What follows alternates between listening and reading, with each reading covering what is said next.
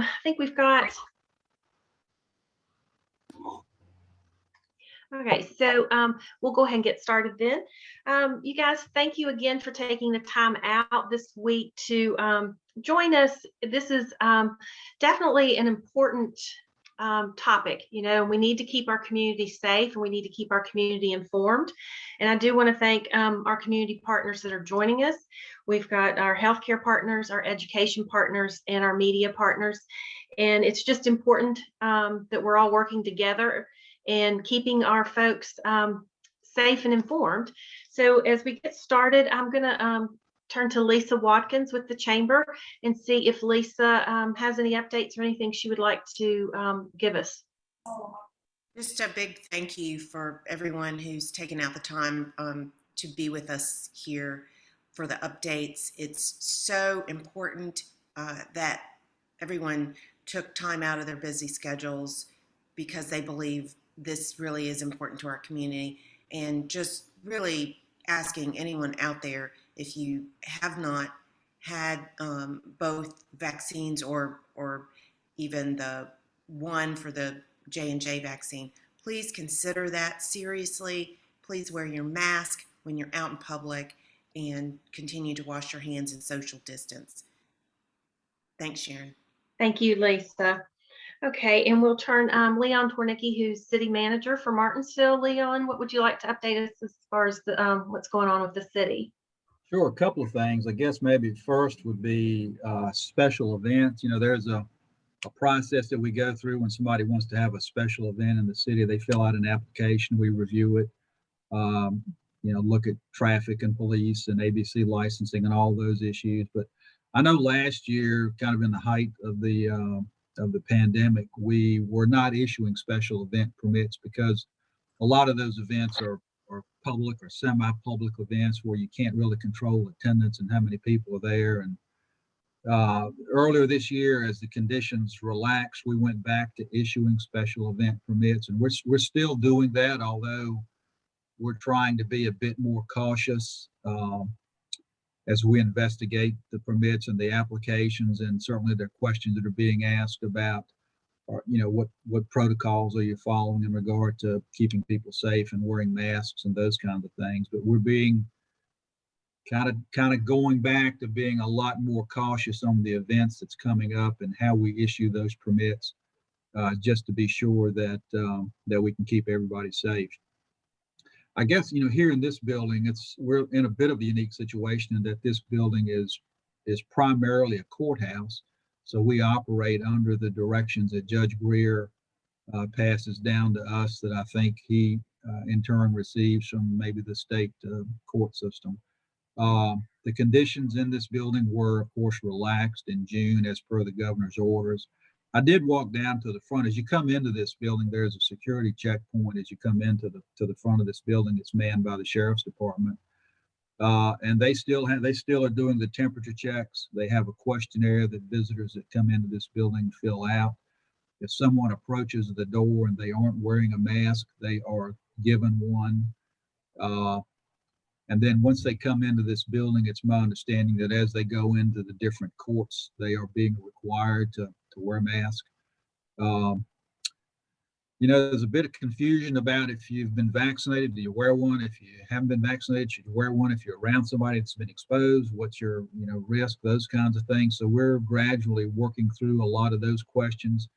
About a year ago, when the pandemic was kind of in its height, we were doing some unique things here in the building, or at least I guess unique for us, in that we actually brought on board a temporary custodian that did nothing but just go through the building and wipe down, disinfect all the common touch surfaces, you know, the stair rails and the doorknobs and the faucets and spigots and all that kind of stuff.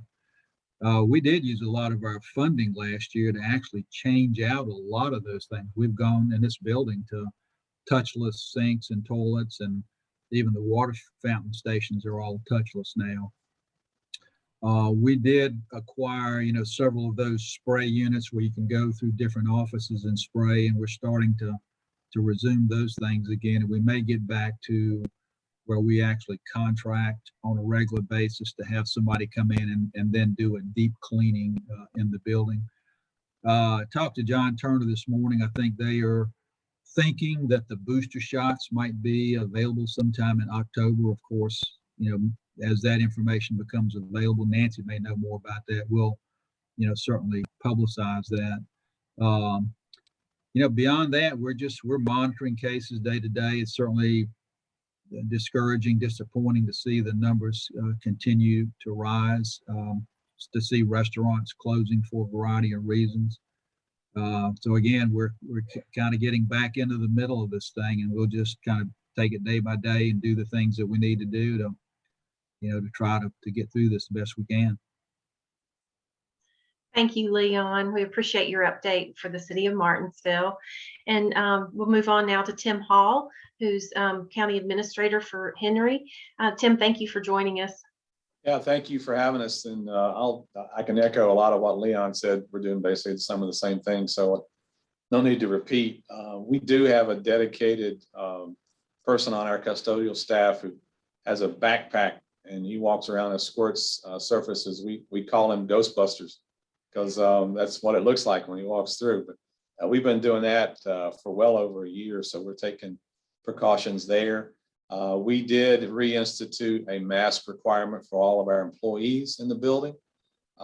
We cannot do that for the general public, but our employees are wearing them. If you're in your office or your cubicle, you don't necessarily have to have it on.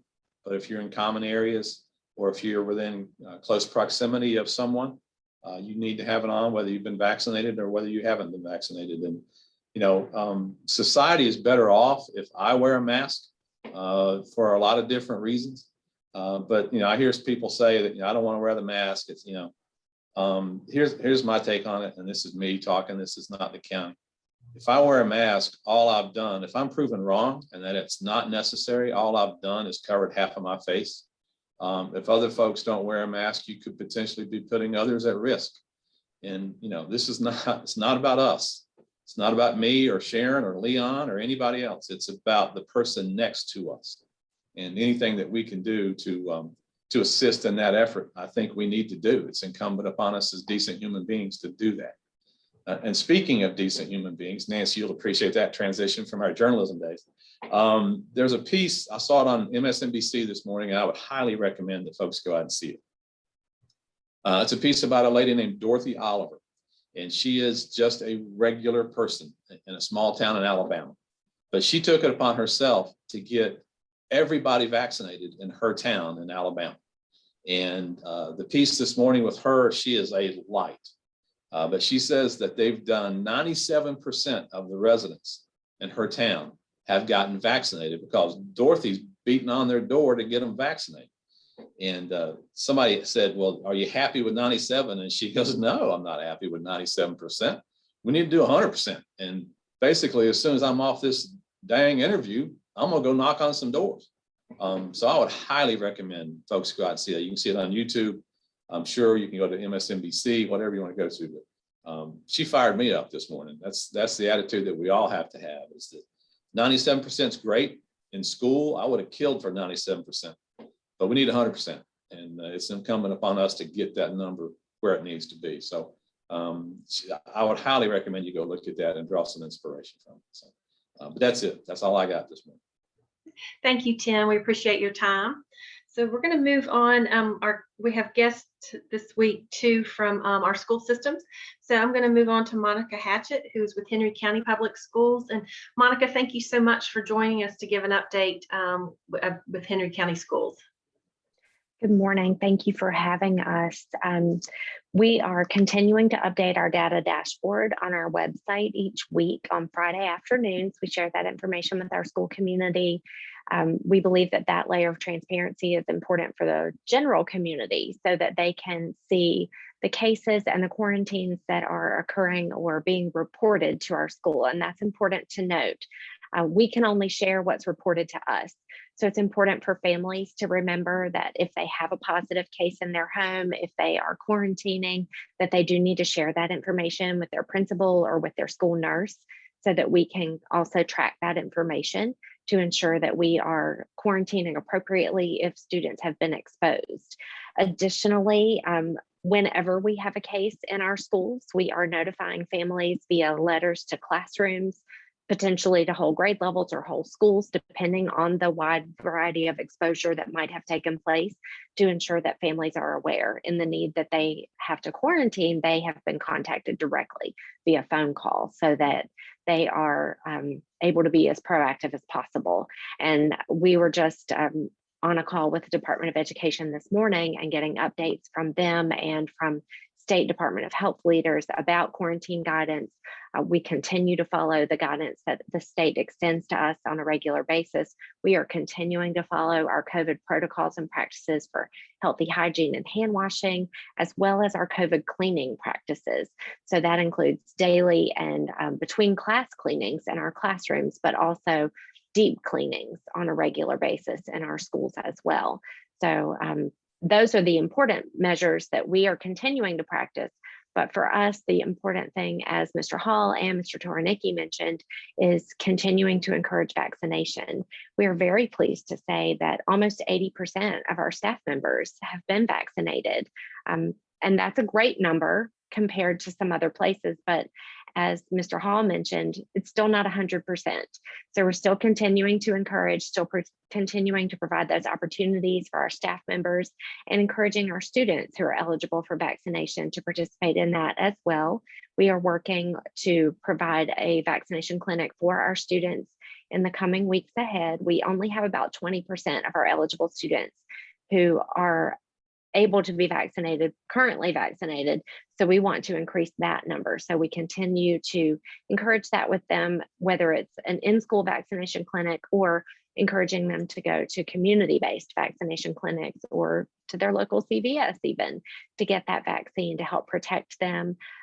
We continue to enforce masking in our classrooms, on our buses, and in our common areas, because we know that exposure for students, whether they've been vaccinated or not, is important to mask in those situations, but also that within the school setting, if they are exposed to a positive case, but they are masked, they may not have to quarantine.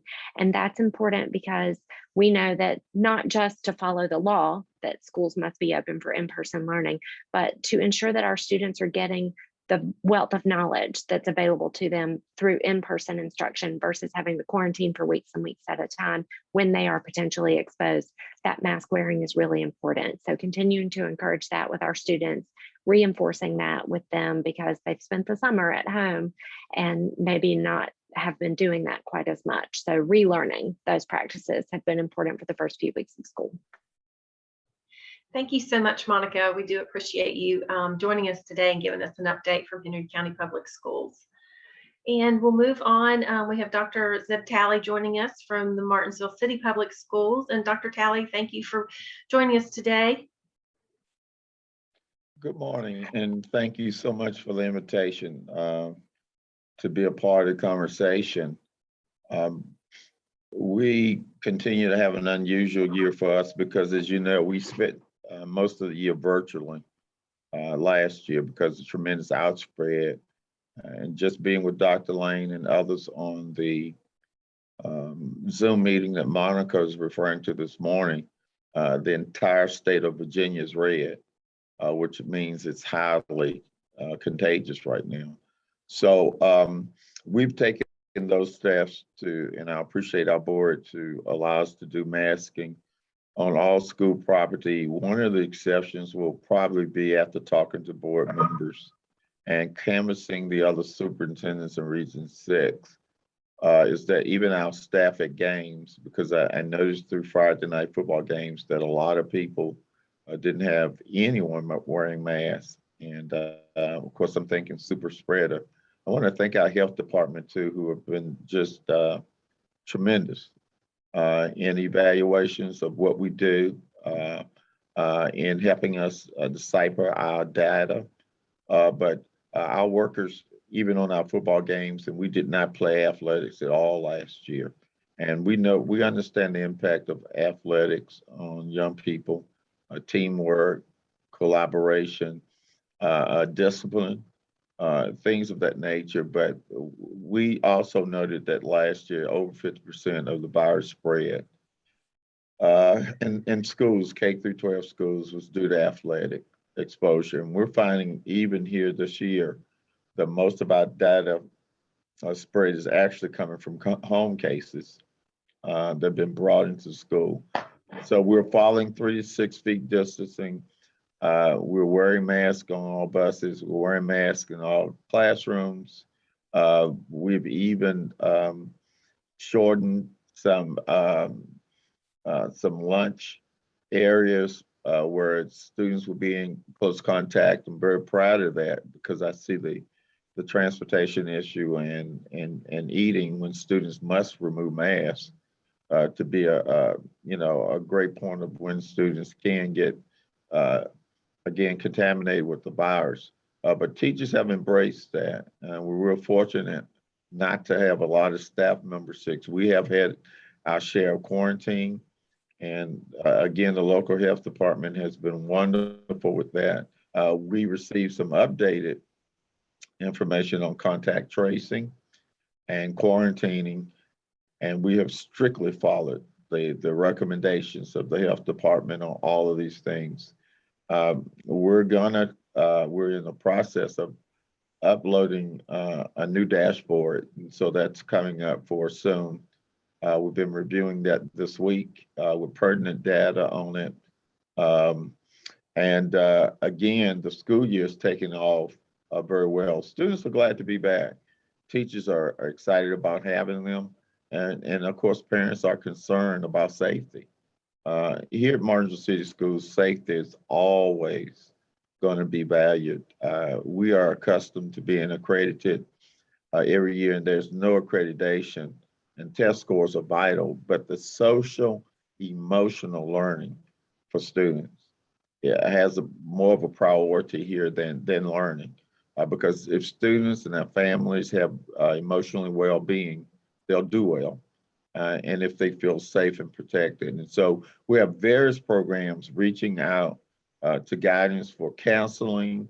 We have 2 hotlines the parents can call either instructionally and deal with instructional issues, or have someone to talk to for counseling.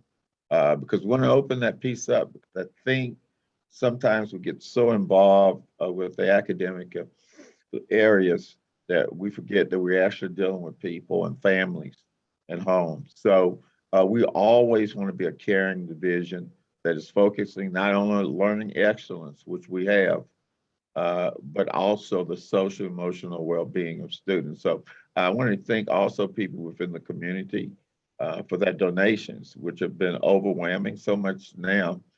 And Leon probably glad to hear that, so I don't have to bug him for money, but overwhelming that we have a warehouse now full of supplies. And that has been very helpful. They've been free. They've come from the fact that people have cared that much about our students and families to donate. And I want to say a personal thank you for that. It just shows the type of community we live in. But again, we've had a very eventful 3 weeks with a lot of cases, just like we have all over the state. But so far, no casualties and no one who's become deathly ill. And we're going to do our best to improve, continue to sanitize, continue to schedule, and again, make student safety and teacher safety our priority. And because of that, we just simply didn't have a high turnover rate of teachers because they knew we were going to bring them back into a safe environment. So again, thank you so much for the opportunity to be present. We're very appreciative of what the young people and all the people on this Zoom today do for our community. Thank you, Dr. Talley, for giving an update for Martinsville City Public Schools. And we'll move on now to Nancy Bell with the West Piedmont Health District.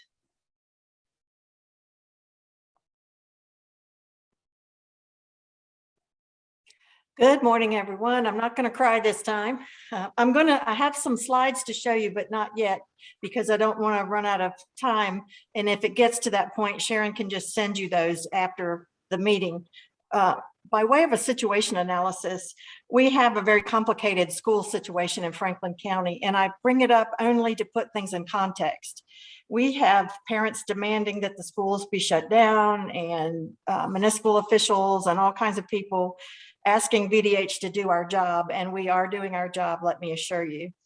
There's a difference between outbreaks in the school and outbreaks in the community, which cause outbreaks at the school. And there's no evidence that any of our outbreaks originated at school. So when it comes to authority, that's a Department of Education scenario. However, our director, Dr. Carrie Gately, has been working with all the school systems in the West Piedmont District and in Central Virginia to troubleshoot and give advice on how to not let this virus spread. There's 1,000 children quarantined in Franklin County today, probably more. That was yesterday. So just to give you, put some context on it, the masking, the social distancing, the cleaning that the schools are doing, the ventilation, that's not where things are getting born and spread. It's where things, folks don't know they have the virus, they come to school. Although we have seen a few parents sending positive kids to school for daycare because they have to work, and it's a terrible situation. It's not a good place to be, and that's why our numbers are getting so high.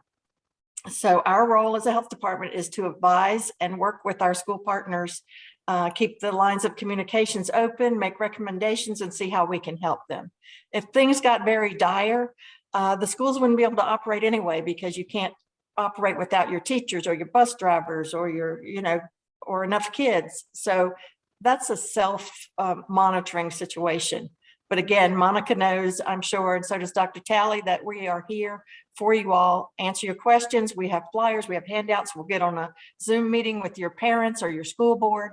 Just please use us as that resource.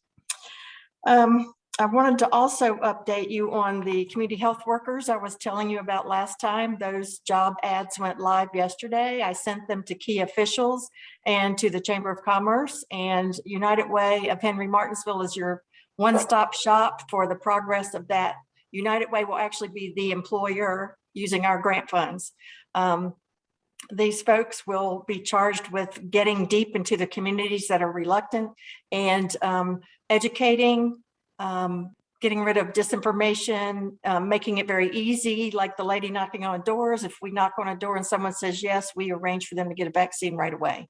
So I think it's going to be a really good program. We will certainly keep you all posted.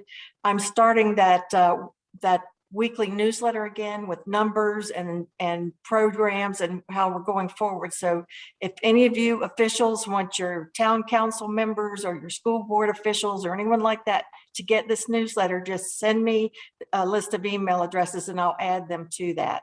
And again, hopefully that'll be updated weekly. So Sharon, did you want to pop up some numbers? Do we have time? Yes, we do, Nancy.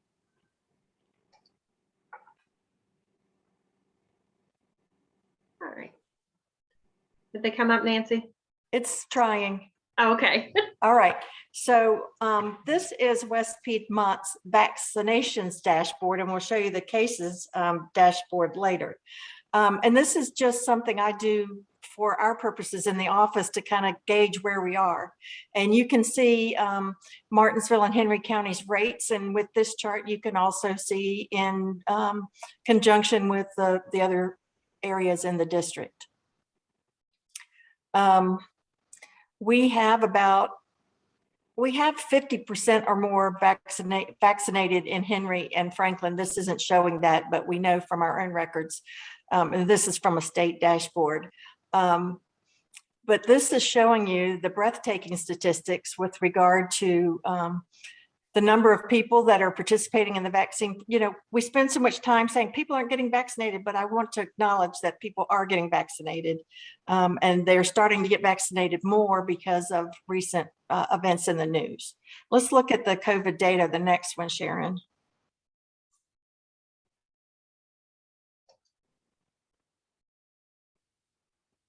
Okay, this is your COVID case data. And, you know, Stephen Dole at the Martinsville Bulletin pointed out to me that we had over 13,000 cases early this week. And it is a breathtaking number. It is absolutely a breathtaking number. look at the number of people we've lost in the room in just Martinsville. Almost 80 people we've lost. And in Henry County, 126. And I just want you to pause there because those deaths, for the most part, can be preventable. And you can also see that the hospitalizations are steady, and the hospital officials will be able to tell you more about that, what conditions are at the hospital. But I'll have Sharon send these after the fact. You can use these charts for graphics for whatever you're putting together, people in the media, or not. They're just there for you. I put them together yesterday. And Sharon, let's go to next. I wanted to put up there the link to the case dashboard again, because you can watch it every day. I go in and jot down every day so that I can see how rapidly we're increasing. But you can see for the 7-day positive PCR test, that's the official test that medical professionals use. We're getting a 15% positivity rate in the district. It's somewhat higher in Franklin County and lower elsewhere. And then you can see how many outbreaks. So in Henry County, we have 17 current outbreaks, and in Martinsville, 19. No, I'm sorry, guys. Those are outbreaks in total. We have about 4 and 6 outbreaks respectively. Apologies for that. But still, one could conclude that these outbreaks are happening at schools, and that would not be a proper conclusion. There are medical settings, there are sporting events, all kinds of things that would contribute to these case counts. And then the final slide, please. This is just some information about who you can contact. And then the vaccine finder, of course. We have this perfect storm now of people wanting vaccinations and people needing to be tested. So it's kind of breathtaking, the speed at which we're clipping along, but we are here to help you, and we may at times point you to some of the other resources in the state. And I wanted to make one other note, and that is I'm hearing more and more from businesses who want to put practices in place where get your vaccine or show us a negative test every week. That is in fact true for employees of the Commonwealth of Virginia. And we spoke with the town of Rocky Mount yesterday, and they're planning to do the same thing. So there are policies and there are guidelines and tools available to you if you are an employer who wants to make your workplace safer and help curtail the widespread community cases. We can help you with that. And just give me a call or anyone at the health department, and they can get you to me, and I can pass along those tools. And that's my report. Thank you so much, Nancy, for giving us that update. And we will move on. We've got from Silva Health, Martinsville, we have Dr. Ganolan. And Dr. Ganolan, thank you for joining us today. Absolutely. Good morning. I will be providing Tori's usual update as well on behalf of the entire hospital system. So just to start, currently we have 43 patients across both campuses. 30 of those are located in Danville, 13 in Martinsville. Those are patients who have tested positive and are being treated for COVID-19 within our hospital system. Due to the increase in COVID that we continue to see, we are changing our visitors to the emergency room, particularly within the waiting area. So once a patient is taken back to a room, one well visitor will be contacted and allowed to accompany the patient within the emergency room. It is imperative that the visitor wear their mask. It must be fitted properly. They must stay in the room the entire time. There's not an exchange of people back and forth once they leave the building. If they are disruptive to the care of the patient or others, or if they can't maintain mask, they will be asked to depart our facility. We do have more information in regards to this at silvahealth.com, but that change has to go into effect to maintain safety of both our patients here as well as our staff, secondary to the rate of COVID-19 spread. I will reiterate that we continue to care for very sick COVID-19 patients. With the increase and the rapid increase in COVID-19 patients, we continue ongoing care for non-COVID healthcare as well. We are highly concerned about our current rate with our COVID-19 increase and these other, believe it or not, life continues and there are other medical conditions that occur, and where we are right now is just not sustainable. So things have to change. That's the end of that story. They have to. We can't sustain where we are right now. Even in the midst of this public health emergency, we continue to encourage our community not to delay getting essential emergency care. If you're experiencing an emergency, we want you to call 911 or seek care in your nearest emergency room. It's important that you may have a longer wait time, but you will be seen and evaluated. We also encourage those that are less severe or non-life-threatening emergencies not to come to the emergency room, but instead go to a non-life-threatening or non-emergency care type option, including your primary care office or an urgent care for those non-critical needs. We want to remind everyone that the emergency department is not a testing site for COVID-19. We have quite a few people coming. All they want is a COVID-19 test. We really need to maintain those resources within the hospital for those that are very sick, very ill, and we want you to go to your local pharmacy or an urgent care or your primary care clinic to get that COVID-19 test, but not necessarily come to the ER if you're just needing testing from an exposure or something of that nature. Last but not least, for Tori's usual update is our Silva healthcare heroes are still fighting the fight. We continue to encourage everyone to get vaccinated. We need the community just like the community needs us. And at this point, we don't want to see anyone else fall victim to COVID-19, and it continues to happen. Vaccinefinder.org has easy search options for people to locate vaccine. Vaccine is readily available within our communities. Vaccine is the #1 prevention to help minimize risk of death for COVID-19. And yet here we are 500+ days still having the same conversation.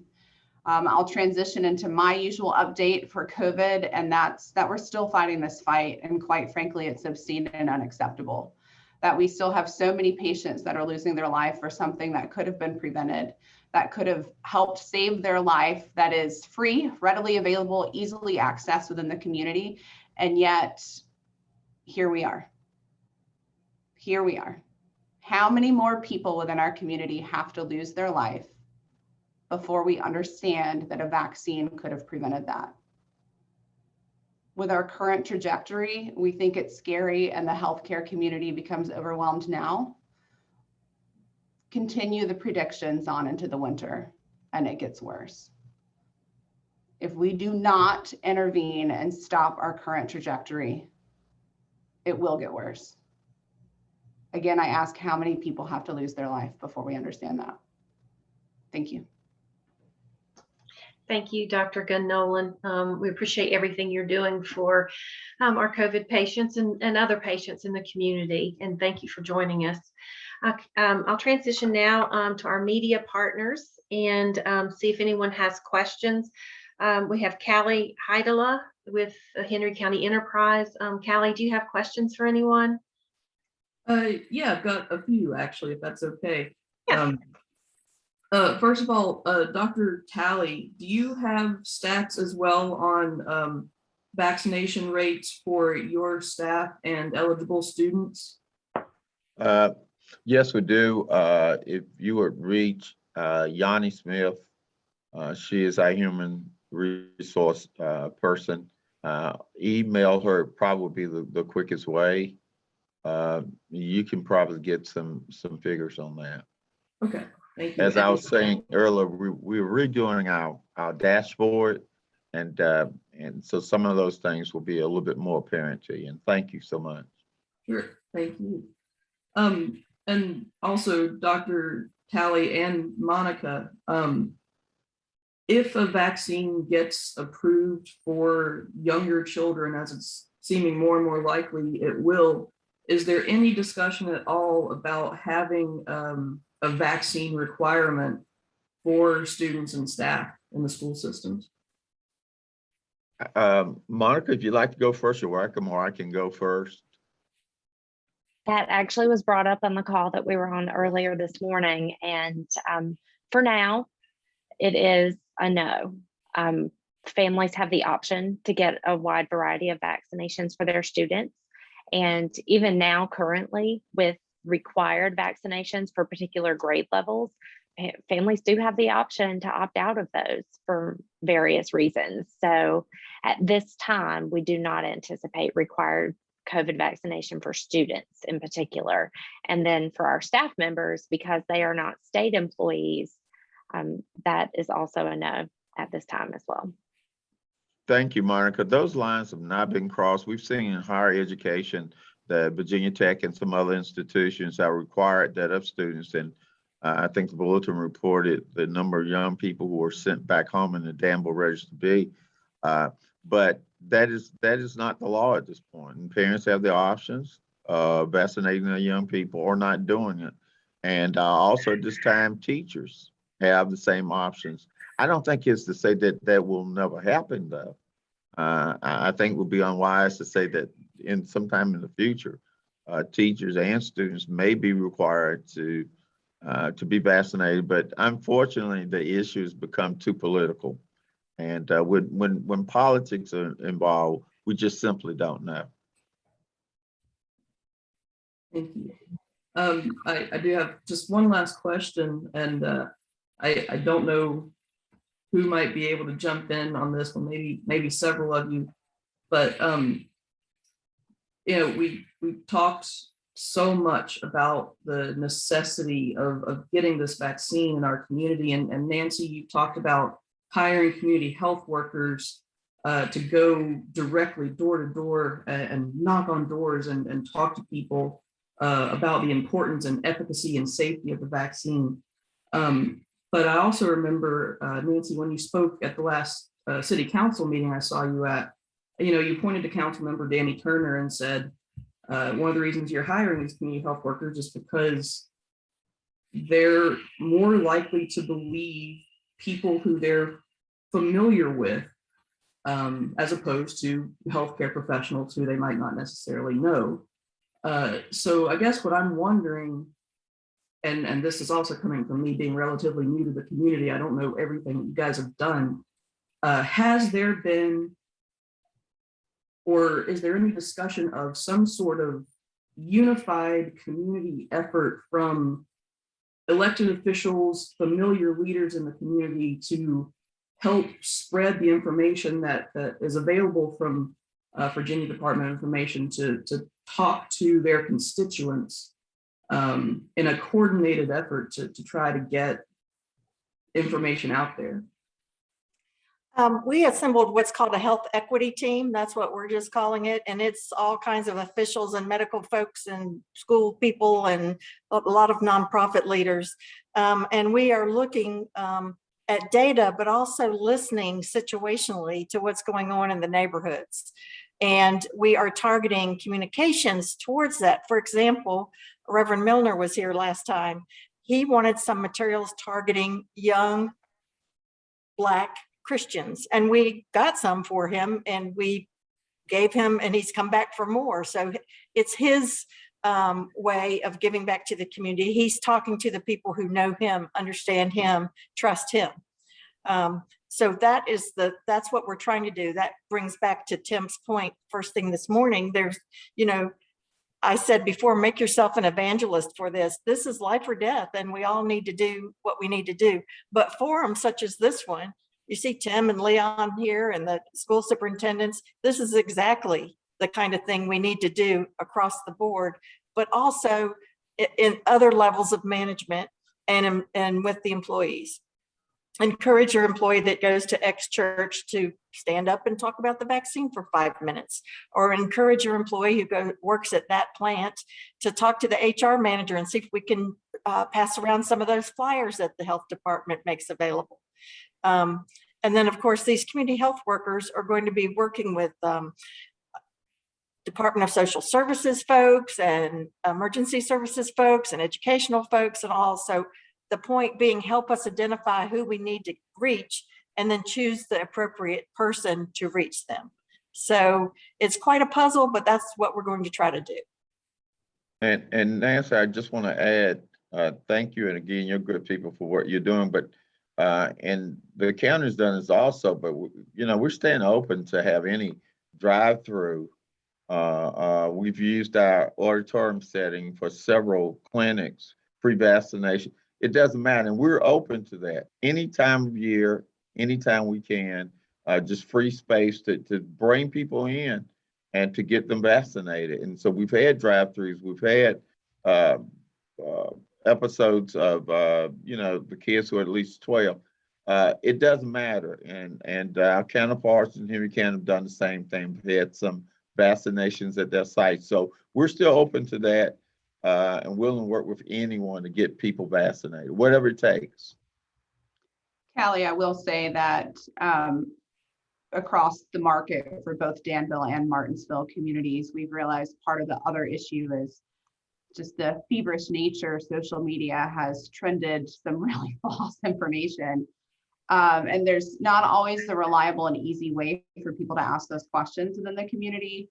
So the hospital has done different Facebook videos to address really where the hospital stood. And lately we've made a transition to address more of these false information. Most recently, it was the fertility issue as well as vaccination during pregnancy. But through that, we've set up an email, silva@lpnt.net, for the communities to ask questions, to submit information or concerns that they may have. That way we can direct the information that we're using in these videos with different, whether it's clinicians or people within our community, more on a personal basis to directly get that information. So again, that's Silva, SOVAH@lpnt.net. That way we can make sure that we're addressing what those acute concerns are, because that's a big part of it is, if I tell you you're going to turn into a zombie, that information is going to travel like wildfire, right? But if I tell you this vaccine is going to save your life, unfortunately, that's the information that's not traveling like wildfire. So we have to figure out what those roadblocks and barriers are. So we're addressing it piece by piece. We realized that was going to be more effective at this point than doing it on a global scale. Thank you all. That's all I've got. Thank you, Callie. We'll move on to Charles Rourke with Star News. Charles, do you have questions for anyone?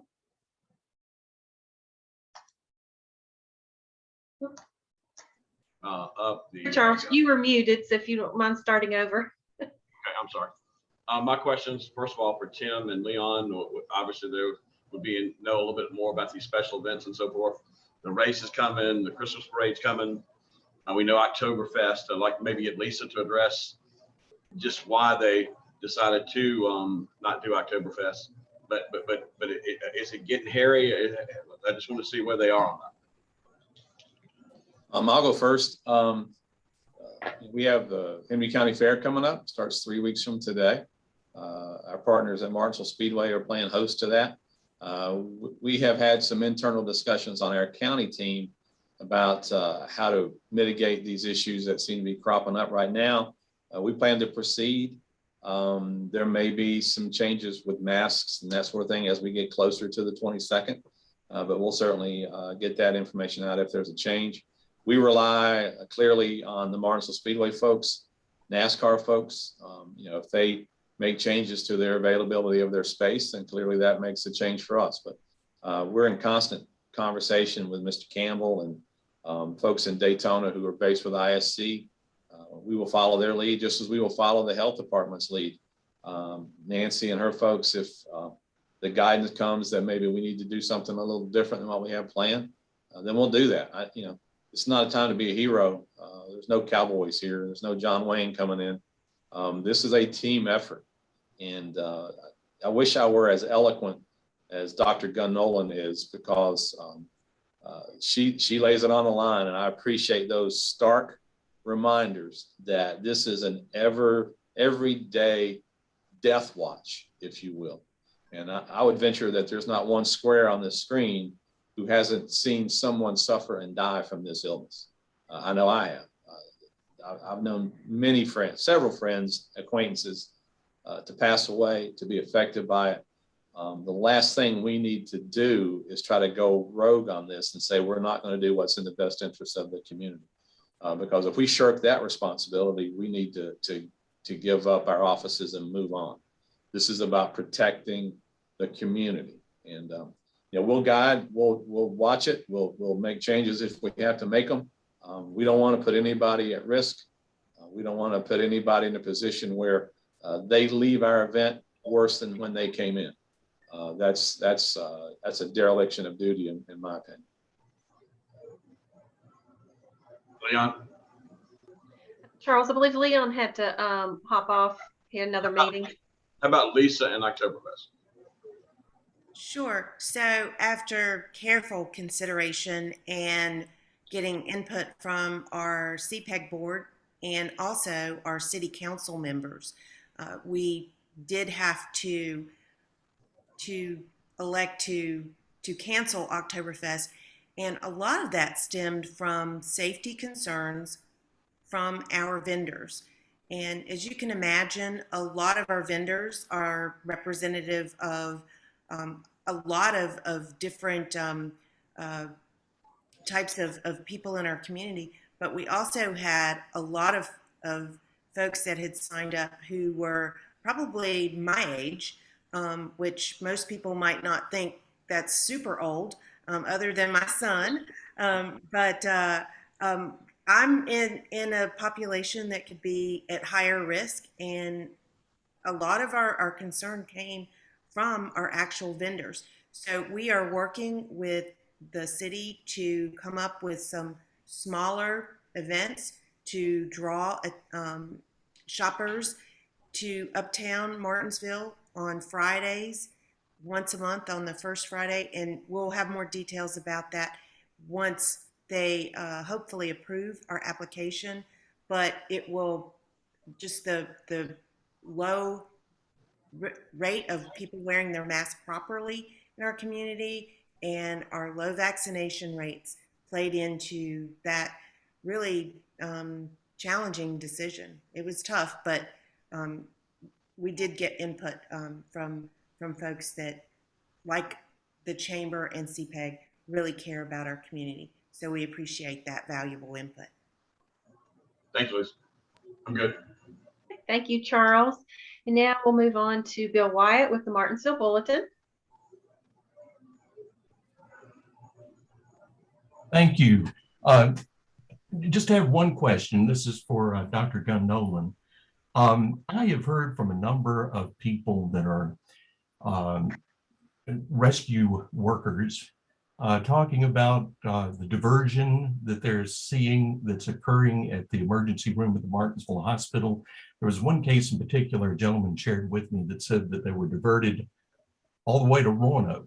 I mean, that was the closest place that they could go. And so if you could address the situation at the hospital, the emergency room, and also, you know, this national situation, shortage of nurses. I mean, I'm sure that's happening both here in Martinsville and in Danville too. And if you could speak to that as well.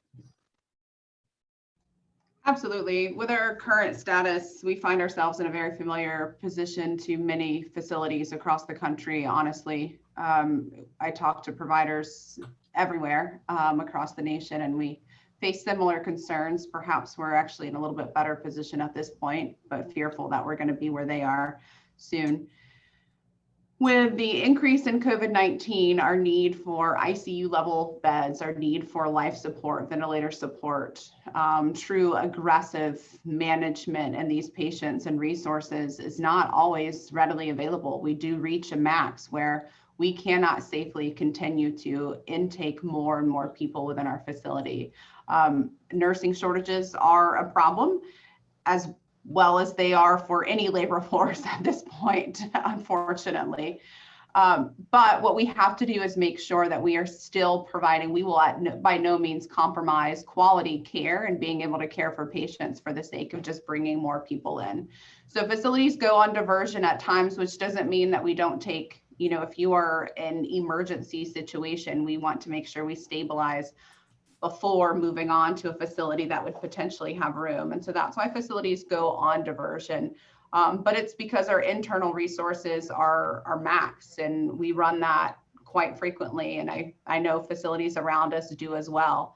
It's unheard of because it's something that as a market, Silva Health has not really had to encounter. Even when our larger hospitals around us were needing diversion, we've always been able to make it work, and we've always had those resources available. And truly COVID-19 and our current status is pushing that to the max and to the limit. So, you know, if we continue to take on more, there's only so much that's humanly possible. So that care is not sacrificed. And again, that's something that we're not willing to do. I do want to reiterate that we would, you know, those ambulance show up if it's, you know, our heart attacks, our strokes, things like that. We want to make sure that patients are stabilized. That is not the misconception in diversion, is that we just automatically send an ambulance no matter what. And that is not the case. But it's to make sure that we're able to safely care for what we have, and to be honest with the community at this point. And if we continue on our current trajectory, that's the point where it's not sustainable. It's just not. No, all resources, all hands are on deck. Thank you very much.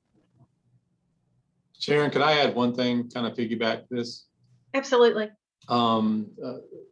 There are whole groups of people who are getting burned out, and that includes our public safety staff. And I'm sure Leon would say the same were he on the call. Our dispatchers. First of all, we don't pay them, any of those folks, nearly what they're worth. We need to pay them better, but they're getting exhausted. They're answering calls constantly. The number of volunteers that are working, you know, the volunteers work a full-time job and then they come answer calls. Those are heroes. We need more volunteers, but who wants to step into this cauldron right now? So I would just ask citizens, please be mindful of what your situation is when you call 911. If it's a headache or if it's a backache, kind of consider the value of calling that squad out to answer that call versus what Dr. Gunn Nolan has eloquently again captured, the other severity of the other calls. I'm not one to poo-poo a headache, but just be cognizant of the fact that there are others who need those services, perhaps in a more dire situation. But our folks that run our calls, they are just flat out tired, and they get up every day and do it again. And they're just phenomenal people. We just need folks to understand that. Think before you call. If it's something that you can pop an aspirin for, and I'm not a doctor, never stayed in a Holiday Inn Express, but kind of mitigate what you call out for help for, because they will answer the call. They will answer any call that gets dispatched. But sometimes there are more severe issues out there that they need to give their focus to.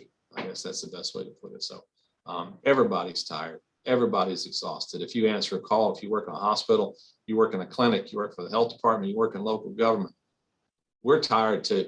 And it's incumbent on, we have the ability to change this. That's the irritating thing. We have the ability to make an impact. And for the life of me, I just don't know why we don't make a better effort to make that positive impact. Into my speech. Thank you, Tim. Does anyone else have anything they would like to add? If not, I want to thank all of you again, our community partners, our healthcare, our education, our media.